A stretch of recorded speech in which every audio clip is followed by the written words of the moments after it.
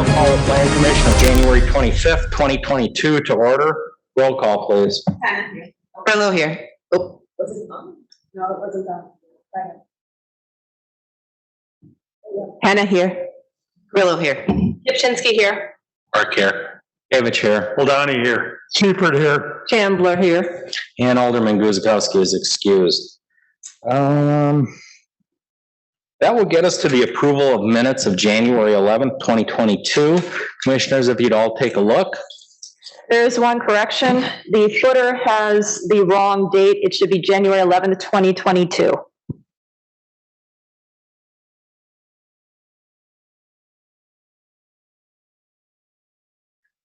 You are also satisfied that there's no errors, omissions, corrections, or discussion. Motion.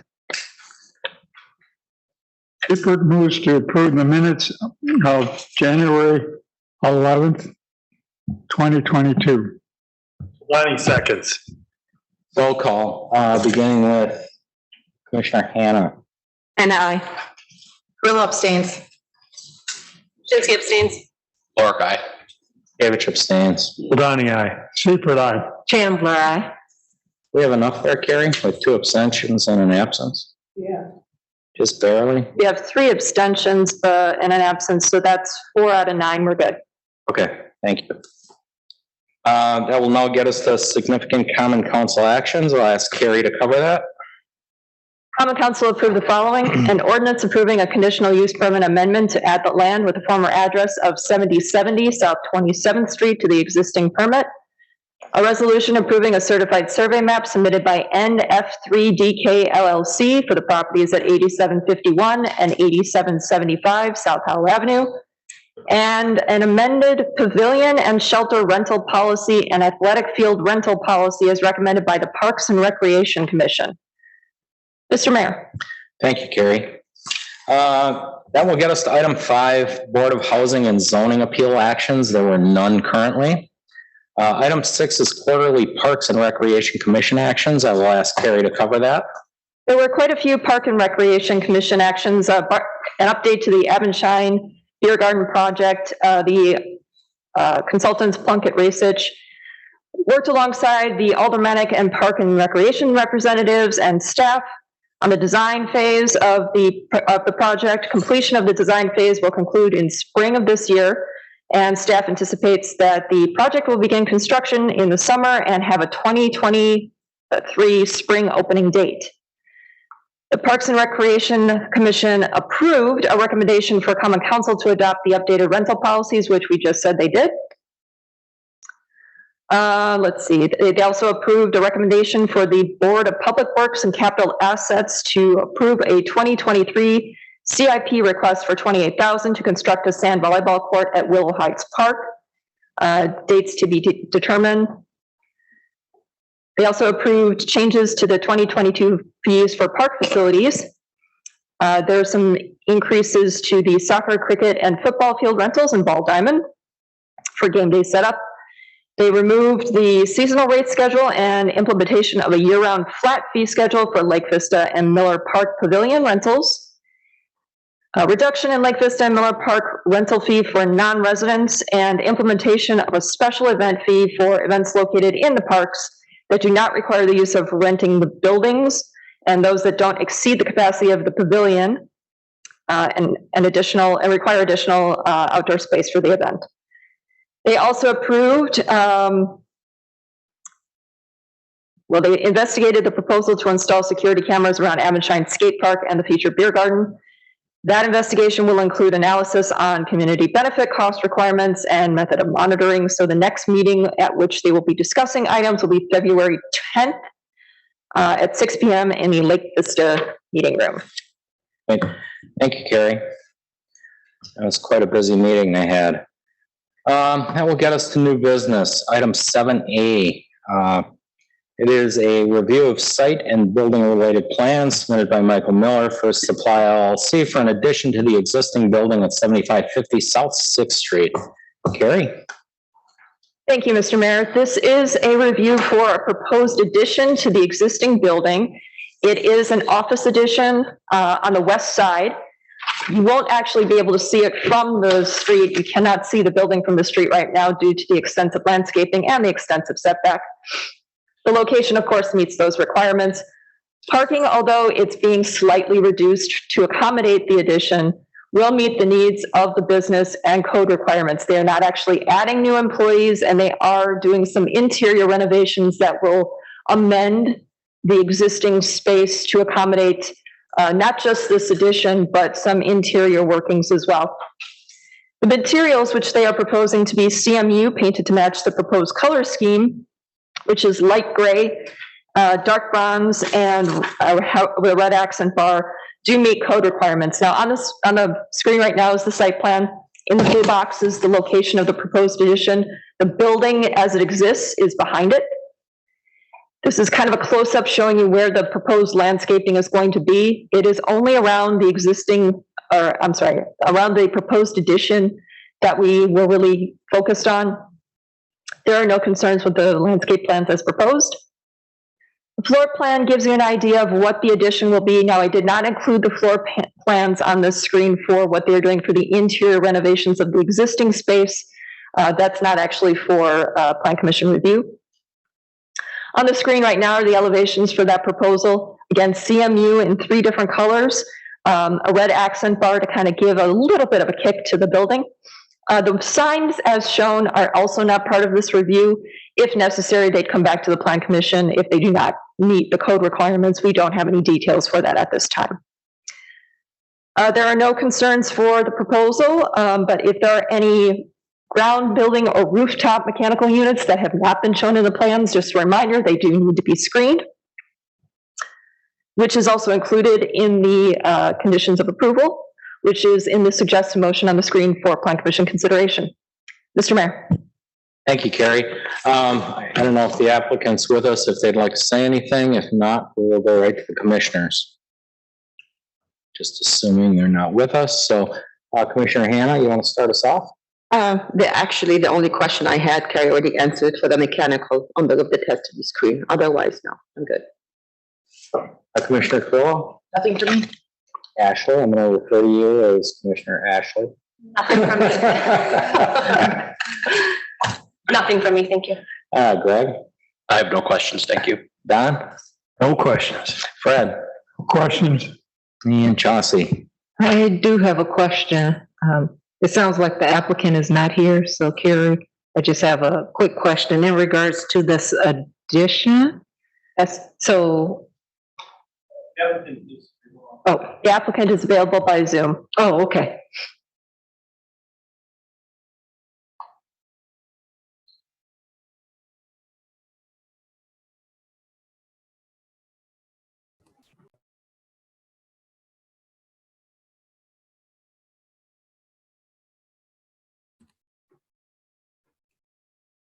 Can you hear me? John? Yeah, good evening. John will need your name and address for the record, please. Sure. John Coots with MSI General, PO Box 7, Oconomowoc, Wisconsin. Okay, my question in regards to the addition. So if I understood this correctly, there aren't any additional employees coming. So can you provide more information on the purpose of the addition, or if the office areas are going to be changed on the inside? Sure. The addition is to accommodate some increase in warehousing space that they need inside the building. So we're literally just shifting employees into this addition to accommodate business needs inside the existing footprint. Thank you. Yep. Heather? Okay. I myself have no questions. First Supply is a wholesale house for plumbing, HVAC. And it's nice to see that they're actually expanding warehouse space. It means there's a good demand for their products and building in the area. So that's a great sign. So other than that, I am fine with everything going on. So if there's no further questions, comments, motion, please. Seifert moves that the planning commission approves site and building plans submitted by Michael Miller, First Supply LLC, for the property at 7550 South 6th Street with the following conditions. 1, that all relevant code requirements remain in effect. 2, that the plans are revised to include locations and screening for any new mechanical equipment, transformers, and utilities, if applicable. 3, that all detailed final plans are submitted in digital format to the Department of Community Development prior to submission of permit application. Anna seconds. Roll call beginning with Commissioner Carrillo. Carrillo, aye. Kipchinsky, aye. Lorick, aye. Gavich, aye. Hold aye. Seifert, aye. Chandler, aye. Anna, aye. Thank you very much. That will get us to 7B, and that is a minor land division submitted by Carlton Land Survey Company, combining the properties at 175 and 175R West Ryan Road. And Jack, you got this one? Yep, thank you, Mr. Mayor. This is a request to combine the two properties shown on the screen. The parcels are currently zoned for the B4 Highway Business District. The proposed consolidation will meet all requirements for the B4 Business District. And post-consolidation, it will be 3.708 acres in size. On the screen now is the proposed certified survey map. With that being said, there's a suggested motion for approval. Thank you, Jack. Again, I don't know if we have the applicant with us on Zoom. If you'd like to say something before we start, sir, just wait for questions. Okay, he's indicated he'll wait for questions. So we'll start from my right this time. Commissioner Chandler? Yes, I do have a question for the applicant.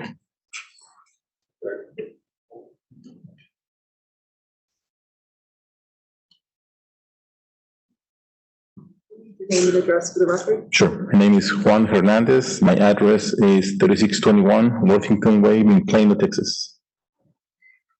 Just a quick question on, can you provide a little information on why you're joining or combining the two properties? We're going to develop a multi-tenant building project that is going to take the two parcels, because I believe at the front we need to keep some buffer for landscaping. So that pushes us to the back of the site. So we need to use the two of them, and we were told that we needed to combine the two sites. Thank you. You're welcome. Okay. Commissioner Seifert? No questions. Danny? No questions. Greg? No questions. Ashley? Just a comment, it's also included in the suggested motion, but it's pretty critical to make sure that any easements and wetlands are included on that CSM. Okay. Point out. Dawn? Nothing for me. Commissioner Hannah? Yeah, I couldn't hear you. What is the reason for combining the two parcels? You said you're gonna develop what? A multi-tenant building, commercial Like building. the- So it's going to be a Pizza Hut. We're a multi-brand franchisee. We have 5 brands in the company. Pizza Hut, Panera, KFC's, Burger King's, and Denny's. And the plan is to have a building with 3 tenant spaces that we're going to lease, and then the 4th one's going to be a Pizza Hut. And for what? Pizza Hut. Oh, okay, okay. All right, thank you. You're welcome. I have no questions. I mean, it's just, they're combining the property, obviously for a development of some sort. And that one parcel, if they develop the front, is landlocked on the back, so it only makes sense. So Thank you. I am perfectly fine. Thank you for coming in, sir. If there's no further questions, comments, motion? Lorick moves that the Plan Commission recommend to the Common Council that the certified survey map submitted by Chris Peralt, Carroll Land Surveying Company, Inc., for the properties at 175 and 175R West Ryan Road be approved with the following conditions. Number 1, that all existing and required easements are shown on the map prior to recording. Number 2, that all wetlands and delineation information are shown on the map prior to recording. And number 3, that all technical corrections, including but not limited to spelling errors, minor coordinate geometry corrections, and corrections required for compliance with the municipal code and Wisconsin statutes are made prior to recording. Seifert seconds. Roll call beginning with Ashley. Kipchinsky, aye. Lorick, aye. Gavich, aye. Hold aye. Seifert, aye. Chandler, aye. Anna, aye. Carrillo, aye. And item 7C, Consideration of proposed amendment to the comprehensive plan of the city of Oak Creek that was adopted March 3rd, 2020, and then amended on November 17th, 2020, that would change the following portions of the property at 4005, 4060, and 4159 East Lake Vista Parkway. One, the land use plan and category from mixed use to parks and open space. Item 2, the economic development framework plan and category to remove mixed use. And 3, the park and open space map category to open space. And I will delineate all this over to Carrie for explanation. Okay, so this is being, thank you, Mr. Mayor. This is being proposed by the city in recognition of a couple of things. One, we know now what the boundaries of Lake Vista Park are going to be. 2, we know what the boundaries of the Lakeshore Commons development are going to be. And 3, we have an in-progress amendment to the sewer service area, which is not part of this review, but it does make an influential decision on the comprehensive plan, which called for this area to be mostly mixed use. And the reason that it was called out that way was simply because we did not know what the extents of the boundaries, again, of Lakeshore Commons were going to be. So on the left is the existing plan, and on the right is the proposed plan. And the proposed plan includes the boundaries of the existing park. And also you see that it kind of juts down into what almost looks like a little arm. That is an existing natural area that is excluded from Lakeshore Commons, but is going to be will continue to be a natural area. So there is proposed to be walking paths around it, possibly crossing it, but it will remain in that existing location, in that configuration.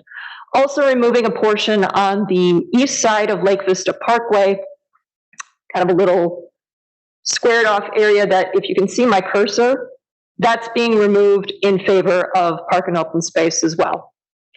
So that's the land use plan and the comprehensive plan, which, again, the changes are really to reflect the existing boundaries and the known boundaries. But the land use plan is not the only plan in the comprehensive plan that needs to be changed in order to reflect the accuracy of these boundaries. So for instance, the economic development framework map and category pretty much mirrored the mixed use category that we have currently. So we're going to update that by using those exact boundaries for Lake Vista Park and for the remaining open space areas. So that pretty much is looking like the same map. It's just identifying slightly different categories. And then finally, we're updating the parks and open space map, again, using the same boundaries, but making sure that the community park is identified in its current configuration so that we have it identified properly. The state of Wisconsin Smart Growth Law requires that all local land use decisions after January 1st, 2010 be consistent with the objectives, goals, and policies contained within the comprehensive plan. Approval of the proposed amendments would bring the comprehensive plan adopted March 3rd, 2020 and amended November 17th, 2020 in line with the intent and goals for future development, and would formally recognize and clarify the parks and open space areas affecting the properties at 4005, 4060, and 4159 East Lake Vista Parkway. Mr. Mayor. Thank you, Carrie. Very clear explanation. Do appreciate that. I will open it up to the commissioners. Christine, can you start us off if you have anything? I'm a little bit confused, so I'm trying to kind of figure out what's going on here. If you need a few moments. Yeah, okay. I do. So let me just be to the end. Any other commissioner questions, comments? I know there was a lot to take in there. Greg? No questions, just a comment. As an alderman, I get feedback, sometimes negative regarding development. A lot of cries for keeping some green space. So this is definitely a positive step. I mean, it's nothing that's locked in stone, but it's updating these plans to show that there is plan to keep more green space in that area, and in fact add some green space that was previously marked as mixed use in the land use plan. So this is definitely a plus in my mind, and I appreciate staff for doing this and bringing it to the commission. Thank you. Thanks for that comment, Greg. Anyone else? Dawn, anything? Now, I also received a couple phone calls and emails talking about this area. If I communicated back to them, how much did we grow it? Another 20%?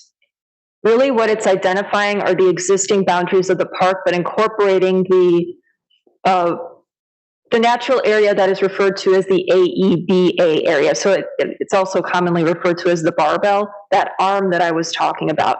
That's recognizing that it will remain in its existing natural function and state. We currently have a bit of a walking path through the woods on the north side of, well, you can't really see it, but you can just make out the walking paths if you can see my cursor here where the label for Lake Vista Parkway is. That was actually as part of the overall Lake Vista Park development. That was included in there, but for whatever reason, that just didn't get updated in the comprehensive plan. So we are identifying that, and we're also capturing the existing wooded area that is on the east side of Lake Vista Parkway. That's all going to remain. I can't tell you an exact acreage, but the park is estimated to be about 50 acres. There was a CSM that reflects the boundaries and the acreage for this, but I don't have the exact numbers in front of me. It's about 50, maybe a little more. So because of that, especially the area you just referred to with the large trees and that, the kind of dense area, that will stay like that? Because there was talk from the developer that they were going to either clean it out or cut it down. At this time, there is no interest for that to be developed. So that's why it's included in the park and open space categories for all of these maps. Thank you. Christine, you ready? Yes, I do have a couple of questions. Actually, the first one, I understand that different from existing to proposed. What are the measures to protect that and could make sure that it stays as it intended to be? One, the park is already developed. I know, So yeah. the extents of the boundaries are going to be pretty much what they are right now. The AEBA barbell arm area that's right here, that's actually deed restricted. It must remain open space anyway, so it is included as part of Lake Vista Park. And then also on the east side, that's all city-owned property. So right now, that is being utilized for park purposes, and it's anticipated to remain for park purposes. So really, it's identifying what's already there. It's just formalizing it in the comprehensive plan. So if there's any encroachment or something from that sort, it would be addressed under that category, correct? Well, it would be any kind of development in there would have to conform to the comprehensive plan, which identifies it for parks and open space. The areas that are surrounding it, anything that's outside of the green on this map, we know that to be the extent of the Lakeshore Commons development. That's what was anticipated to happen there around the park. So again, we're just formalizing this because we know what the extents and the boundaries are. Like Don and other mentioned, I have some neighbors who are huge green space advocate, and they are extremely unhappy with what's happening there. So I'm gonna be happy to inform them it's gonna be better than before. What's also not included in this review and is forthcoming currently in the beginning planning stages is the continuation of a park amenity that follows the lakefront, follows the coastal area, the bluffs, if you will, going north. We don't have particular plans for that yet, but part of the bluff stabilization projects that have been ongoing for the past few years, as well as some park planning for future amenities to kind of connect the north to the south areas. That'll be starting to generate some more energy, if you will, internally. In fact, we've already started those conversations. So while we're not showing it in its exact area, there's more coming. Okay, one more question. How about the wildlife there? How is it going to be protected? So another part of this, another element to this is this Southeast Wisconsin Regional Plan Commission, sewer PAC, identifies environmental corridors. This plan reflects environmental corridor as has been identified recently. We've been working very closely with Sewer Pack and the DNR and actually a consultant to ensure that we have protection areas. So this reflects those efforts as well. Thank you. Don? I'm just curious on the existing map, how long has that existing map been in place? For all of them? Well, to me, they kind of seem the same as far as, where it says existing econ development and the existing land use. To me, they seem pretty much the same when you got the red. So, yeah, so like the existing where you have it up on the screen. Actually, it's a very easy question to answer. Okay. Since adoption. So since 2020, when this was adopted, these were the plans. It's 2020, you said? What'd you say? Yeah, since adoption in 2020, since March 3rd, 2020. Okay. So these plans have not changed in this area. So the existing is what has been there since 2020. Now, previous comprehensive plan amendments for recognizing TID 12, the lakefront development area, those maps were a little bit different, but as of 2020, that incorporated everything. So the only changes would have been prior to the adoption of the existing comprehensive plan. Okay. And I'm just trying to understand. So when we built the building there in the park, Going in there? yeah. So that was all built. It was deemed mixed use after that was built? It was built within the park. So this area was always planned to have a park element and development around it. We developed the park before we actually changed the comprehensive plan. Okay. All right.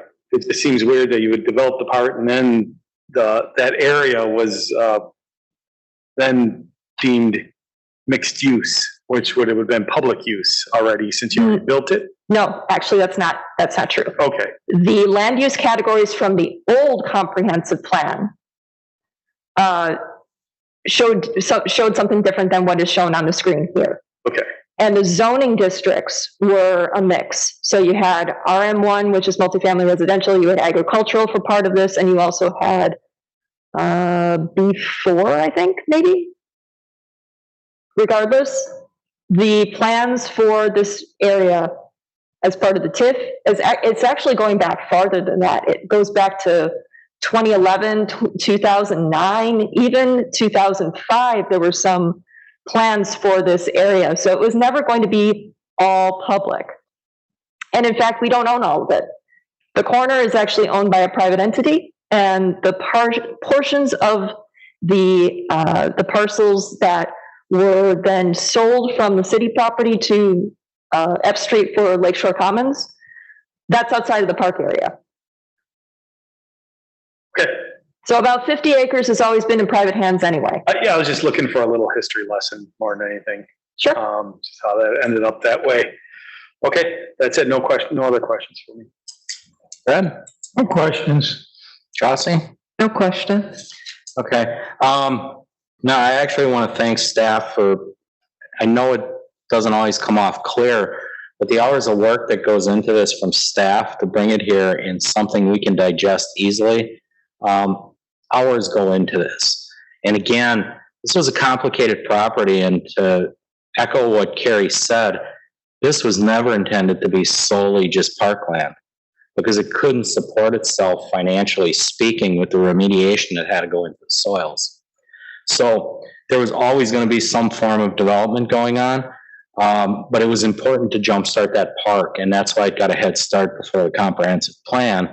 And then, of course, as a developer showed interest and found a development in F Street in Lakeshore Commons that could fit, then the boundaries got very definitive, and that's what you're seeing, as well as that barbell arm or whatever description it is, because those will be protected. That's just what it is. Ironically, I was speaking about this property yesterday, and to all people, it was to Michael Regan, who's head of the EPA for the federal government. And I described what was going on at our lakefront, and the EPA was critical in helping us redevelop this along with Wisconsin DNR. So, I mean, we still have more work to go in the north, and we'll see these plans probably change again depending on how that bluff comes out, which is a big question mark for the city going forward. So it's going to be a work in progress. It's kind of like a puzzle piece, and the first piece we really had to fit was the park. Second is the F Street development, working our way north. And of course, it's a fluid situation. I'm not saying we just change it to change it, but it's a difficult property to work within. Just getting the sewers delineated and easements and things like that can hold up developments. So I want to thank staff for breaking it down with the color codes and making it as simple as possible, because it's complicated. It's complicated behind closed doors, and you guys make it look easy. So I guess that's my only comments. I actually have one more question here. So has this been like a public information meeting where public had to get an input on what's happening here? Public is always notified. If you're talking about the development of the park, we actually had an ad hoc committee that did have members of the public. When we adopted the comprehensive plan, we had a very long public input and participation process for that.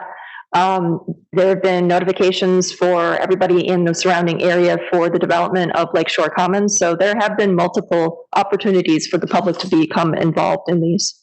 So not just the surrounding area, but the entire community, just because the area of the Lake Park here, it's not just for the neighborhood, it's just for the entire community. So has it been notification via mail? How is that? Because personally, I've never received anything from that sort. So I'm curious. The comprehensive plan amendment, the full adoption, that is something that we put out to the public for anybody to participate in. When it is specific to an area or parcels, we are only required to notify within 300 feet or as required by the aldermanic district to notify in that area.